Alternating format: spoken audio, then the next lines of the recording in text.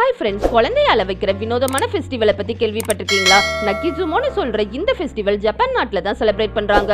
நக்கிசுமோனா குழந்தைய அழ வைக்கிற சுமோ ஃபெஸ்டிவல்னு அர்த்தம். ஒரு சுமோ ரிங்குக்குள்ள சுமோ ரெஸ்லர்ஸ் கிட்ட குழந்தைய கொடுத்துருவாங்களாம். அந்த சுமோ ரெஸ்லர்ஸ் குழந்தைய தூக்கி போட்டு பிடிச்சோ இல்ல முகத்தை பயங்கரமா மாத்தியோ அந்த குழந்தைய அழ வைக்கணும். எந்த குழந்தை ஃபர்ஸ்ட் அழுதோ அந்த குழந்தை தான் வின்னனும். ஒரு சில இடத்துல எந்த குழந்தை சத்தமா அழுதோ அந்த குழந்தை தான் வின்னனும்.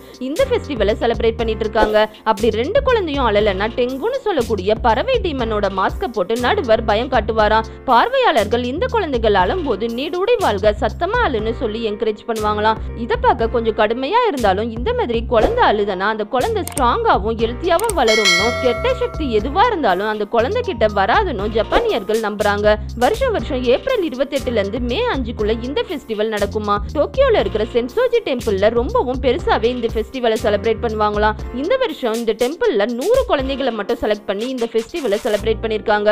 400 வருஷம் பழமையான இந்த ஃபெஸ்டிவல்ல ஒரு வயசுக்கு கீழே உள்ள குழந்தைகள் தான் பார்ட்டிசிபேட் பண்ண முடியுமா.